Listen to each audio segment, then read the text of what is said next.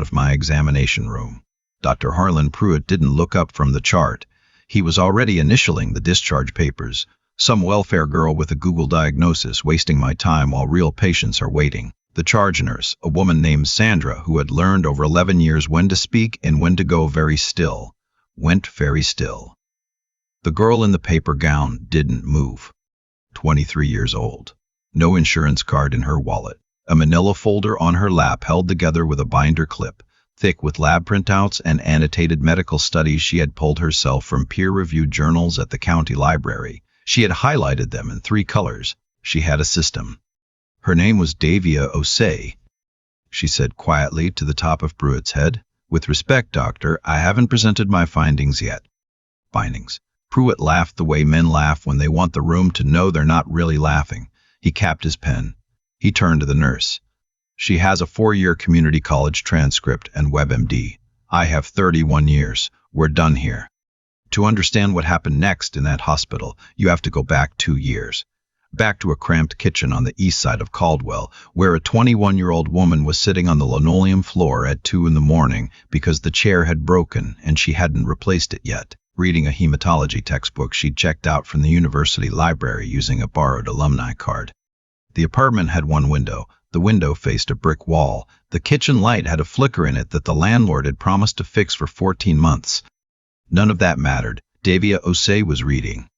Her mother, Paulette Osei, had come to the United States from Accra in 1999 with a nursing credential that the state of Ohio didn't recognize and $400 folded into the lining of a coat. She had spent the next 20 years working as a home health aide, changing dressings and monitoring vitals for people whose names appeared in the society pages of newspapers she'd never subscribed to. She had raised Davia alone after Davia's father left. She had packed her lunches in bread bags when the Ziploc ones ran out. She had never once told Davia the money was tight because Davia already knew. When Davia was 9, Paulette got sick for the first time. The doctor said it was fatigue. Said it was stress, said to drink more water. She drank more water, she was still sick. By the time Davia was 14, the sick had a shape, episodes of pain that bent Paulette double, joints that swelled without warning, a rash that appeared and disappeared like weather, 3 different doctors across 7 years and not one of them had given it a name. Davia started keeping records when she was 15, a spiral notebook, ruled paper, $2 ballpoint pen. Every symptom, every date, every duration. She wrote in the margins, she cross-referenced. By 16, she had read every accessible study on autoimmune disorders available through the public library's digital database.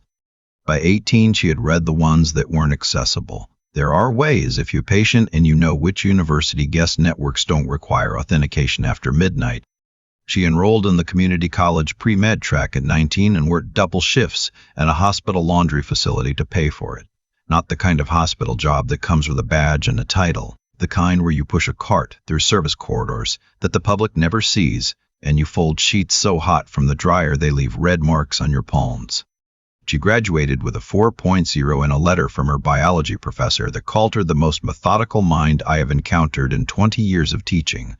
The letter was addressed to no one in particular. She had not applied anywhere that would receive it. 4-year university tuition was not a number that corresponded to any number in her bank account. What she had instead was a plan, a very specific, very patient, very quietly furious plan. Because by the time she graduated, she had a name for what was wrong with her mother. Not a guess, not a WebMD summary. A documented, cross-referenced clinical hypothesis supported by 7 peer-reviewed studies, 2 unpublished case reports from a Johns Hopkins research archive, and 4 years of her own longitudinal symptom data that any first-year rheumatology fellow would have recognized immediately if they had bothered to look. The name was undifferentiated connective tissue disease with overlap syndrome. Paulette had been living with it for 22 years without a diagnosis. Without a diagnosis, she could not get the specific medication protocol that had shown efficacy in the studies Davia had found. Without the medication, she had 3 to 7 episodes of severe joint inflammation per month, each one costing her a shift, and every lost shift was money that left the apartment they were still sharing because Davia could not afford to move out and had stopped pretending she wanted to. She requested the appointment with Dr. Harlan Pruitt because he was the head of rheumatology at Caldwell Regional Medical Center, and because he had published in 2019 a study on autoimmune overlap conditions that Davia had read 4 times and annotated in green pen. She had been waiting 6 weeks for the appointment. She had taken 2 buses to get here. She had printed, collated, and tabulated everything in that manila folder with the binder clip because the printer at the library charged 15 cents a page, and she had $9.40 in her wallet when she arrived, and she had spent $6.30 of it on copies. She was wearing her good sweater. It had a small pole near the left cuff that she had tucked under. Dr. Harlan Pruitt was 58 years old. He had a corner office with a window that faced the courtyard. His last name appeared on the wing of the building that housed his department. He had not looked at a patient chart for more than 4 minutes in the last decade because he had residence for that. He had not been challenged in a clinical setting in longer than he could remember, which is a different kind of forgetting than the one that happens when you simply can't recall. He initialed the discharge form. He handed it to Sandra without looking at Davia. Sandra held it. She did not file it. She held it with both hands the way you hold something when you're not sure what to do with it, and you're waiting to see how things turn out. Davia did not raise her voice. She opened the manila folder. She did not make a production of it. She simply placed the first document on the examination table between them. This is a 2021 case report from the Cleveland Clinic.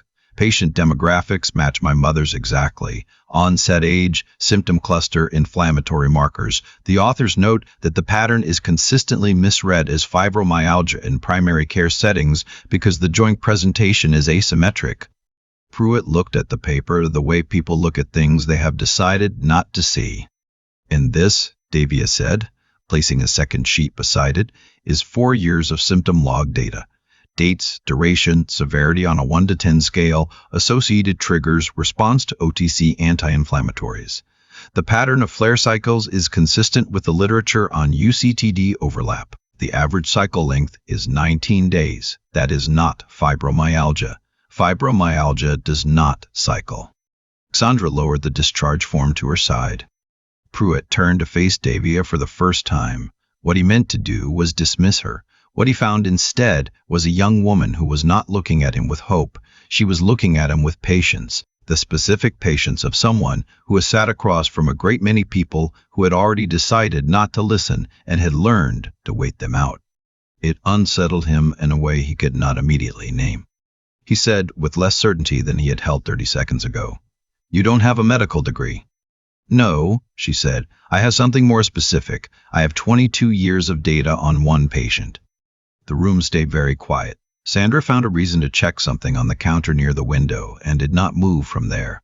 In the corridor outside the examination room, a second-year resident named Tobias, not the Tobias from the list, a different one, a young man from Akron who had been passing with a patient file and had slowed without meaning to, stood outside the half-open door and listened. He held the patient file against his chest.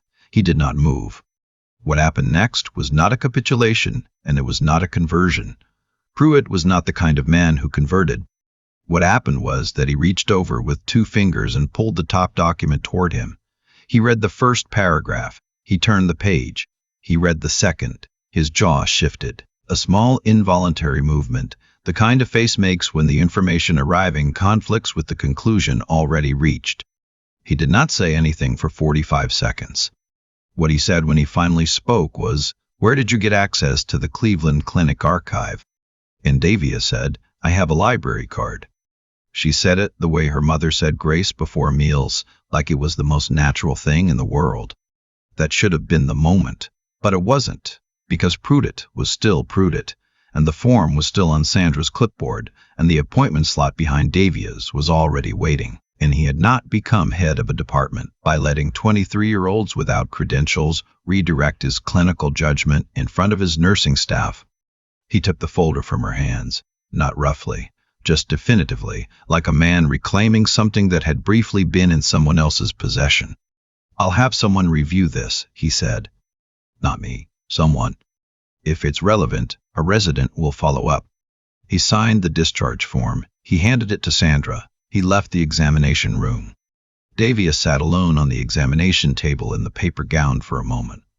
The paper crinkled when she breathed. She looked at the wall, where there was a diagram of the human joint in cross-section, the kind that hangs in every examination room of every hospital in the country, worn at the corners and slightly faded.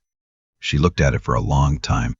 Then she folded the copy of the discharge form he had left her, put it in her pocket, climbed down from the table, and got dressed in the small curtained alcove. She was very deliberate about it. Shoes tied, sweater tucked at the pull near the cuff. Binder clip replaced on the folder. In the corridor, she stopped at the nurse's station. She asked the woman behind the desk, a woman named Ruth Ann who had been at Caldwell Regional for 26 years and who had seen a very great number of things in those years, whether there was a patient advocate on duty. Ruth Ann looked at her for a moment. Then she reached under the desk and wrote a name and an extension on a post-it note. Meredith Okafor, extension 44112. She pressed it across the counter. "She's in until 5, Ruth Ann said. "Go now, before the afternoon shift changes." Davia took the note. She said thank you. She walked down the corridor. Ruth Ann watched her go, then turned back to her screen. She typed something for a moment. Then she picked up her phone and dialed extension 44112. She did not leave a voicemail. She stayed on the line until Meredith picked up. She said 3 words before hanging up. "Pay attention today." The patient advocate's office was on the 2nd floor behind a door with a frosted glass panel. Meredith Okafor was 52, tall with close-cropped gray at her temples, and the desk of someone who handled paper for a living and had made a kind of peace with it. She had been a registered nurse for 18 years before she moved into patient advocacy. She had moved into patient advocacy because of a case she did not speak about publicly, but thought about most mornings. She had a particular way of listening that involved very little movement. People mistook it for stillness. It was not stillness. It was attention. Davia sat across from her and placed the manila folder on the desk.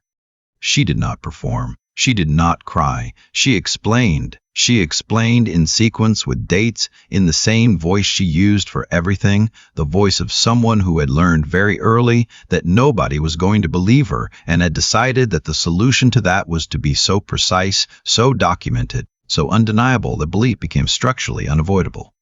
She explained Paulette's 22 years of misdiagnosed symptoms. She explained her own 4 years of documented research. She explained the appointment, the folder, the paper gown, the 2 buses. She explained what Prout had said. She said it without editorializing. She quoted it directly. She said, "He said some welfare girl with a Google diagnosis. I want that on record." Meredith had not picked up a pen during the entire explanation. She picked one up now. She asked 2 clarifying questions. She asked what documentation Davia had of Paulette's treatment history. She asked whether Davia would consent to the office requesting Paulette's full chart for independent review. Davia said yes to both. She produced, from behind the symptom log at the back of the folder, a signed medical release authorization for Paulette Osei that she had prepared and notarized at a UPS store 3 days earlier because she had learned a long time ago to bring what you would eventually be asked for before you were asked for it. Meredith looked at the notarized form. Something shifted in her expression, small and deliberate, like a door opening an inch. "How long have you been preparing for this appointment?" she asked. Davia thought about it honestly. 4 years for the research, she said. 22 years for the reason. Meredith set the form squarely in the center of her desk. She set her pen beside it. She folded her hands. "I'm going to tell you what I'm going to do," she said, "and I need you to let me do it in the right order, because the right order matters here." What followed was not fast. The right order never is. Meredith requested Paulette's full chart from 3 separate facilities, spanning 19 years. She submitted a formal internal complaint regarding the conduct of Dr. Harlan Pruitt under the hospital's patient dignity policy, citing the specific language Davia had quoted. She contacted the department chief, a woman named Dr. Aguilar, who had taken the position 8 months prior, and who had, in her first month, quietly removed 2 of Pruitt's papers from the department recommendation list for reasons she had not elaborated on.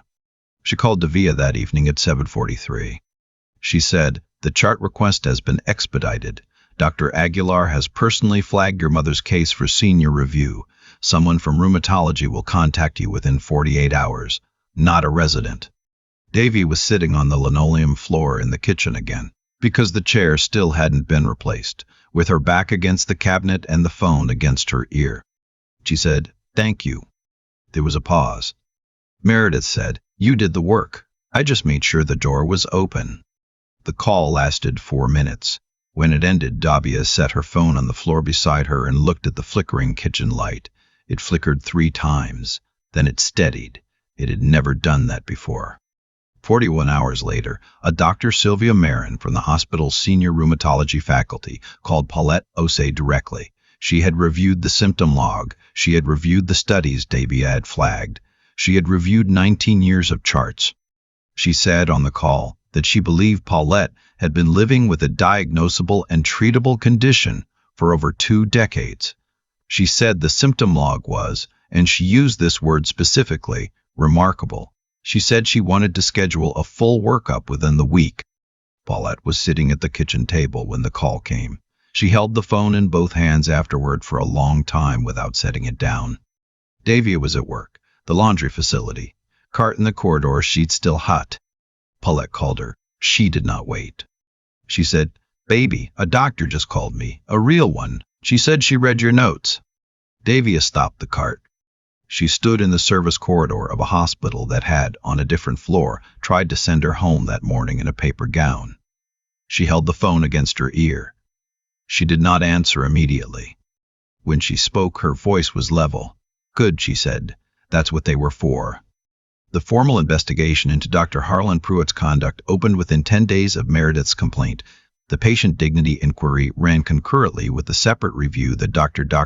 Aguilar had already quietly initiated before Davia ever walked into the building, a review of billing irregularities in which patients with Medicaid coverage were being systematically scheduled for shorter appointments and routed away from senior faculty. Pruitt had not created the system, but he had been one of its loudest practitioners. Davia was not asked to testify. She was asked to submit her documentation, which she did, all of it, the symptom log, the annotated studies, the notarized release, the timeline she had reconstructed from Paulette's fragmented records across 19 years. She submitted it in a binder, tab, indexed, with a table of contents she had typed at the library. The woman at the review board who received it looked at the table of contents for a long moment before she said anything. She said, "You made a table of contents." Davia said, "I wanted to make sure the right pages were easy to find." The woman looked at her. Something in her expression changed, though she did not say anything further about it. She signed the intake form and told Davia she would be in touch. 3 months later, the hospital's board of directors placed Pruitt on administrative leave pending the conclusion of the billing review. 1 month after that, the leave became suspension. His name remained on the building wing because removing it required a board vote and a donor conversation that moved slowly, but it was discussed. It was on a list. Lists of that kind in institutions of that kind tend to resolve in one direction, eventually. The internal policy on appointment equity for Medicaid patients was rewritten. It was a 14-page document. Davia did not write it, but 2 of the 5 recommendations it contained came directly from the patient experience report she submitted, which Meredith had forwarded to Dr. Aguilar, who had forwarded it to the policy working group with a single annotation in the margin. The annotation said, "Read this carefully." Paulette Osei began her treatment protocol 6 weeks after Dr. Marin's initial call. The medication took 8 weeks to reach therapeutic levels. The first month she had 2 flare episodes. The second month, 1. The third month, none. She called Davia on the morning of the day she went 30 days without an episode. She did not say much. She said, "Baby, I woke up this morning and I wasn't in pain." She said it the way she used to say grace, like it was the most ordinary miracle. There is a kitchen on the east side of Caldwell where a light used to flicker. The landlord fixed it eventually, though it took him 16 months from the original request. On the wall beside the refrigerator, Paulette taped a single sheet of paper, not a photograph, not a clipping. A copy of Dr. Marin's first diagnostic letter, the one that listed the condition by its full clinical name for the first time in writing after 22 years. She taped it at eye level. She looked at it every morning. Davia, in the months that followed, was contacted by 4 people she did not know.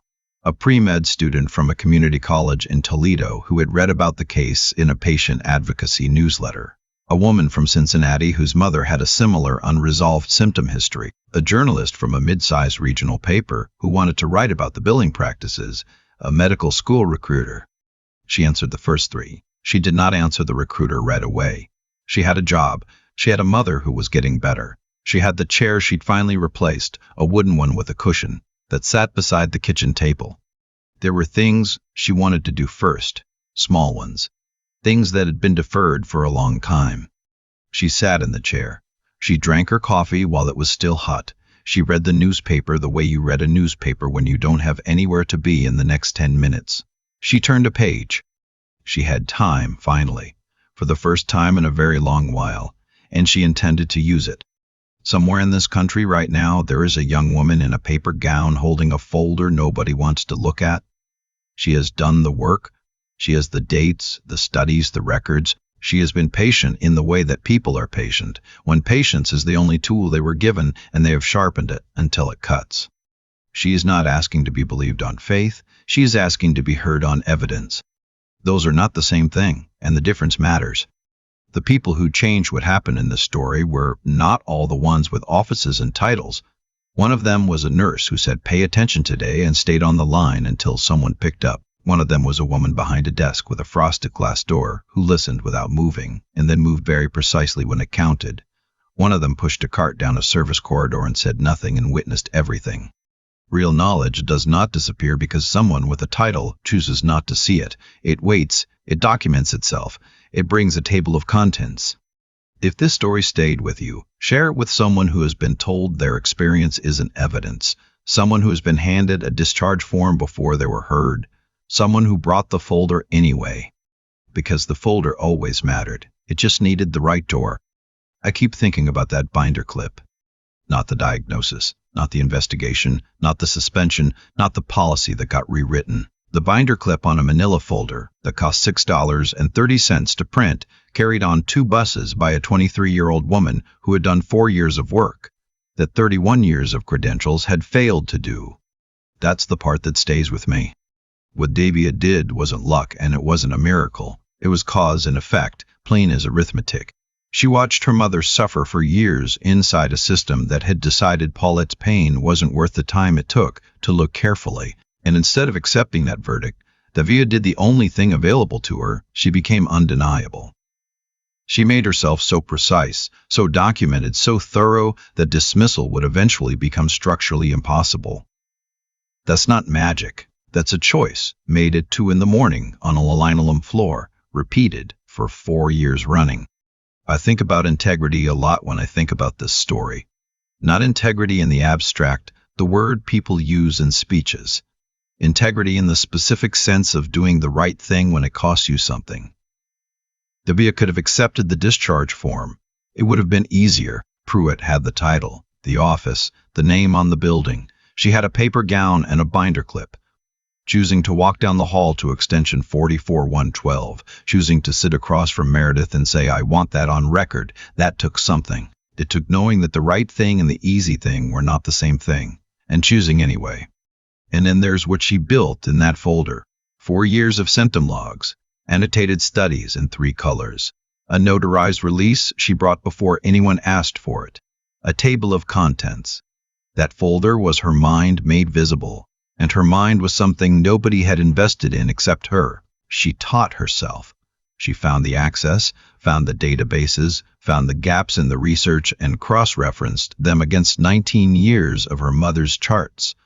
That kind of thinking doesn't happen by accident. It happens because someone decided their own understanding was worth developing, regardless of whether anyone else agreed. But the thing I come back to most is the staying power, the patience that isn't passive. Ruth Ann stayed on the line until someone picked up.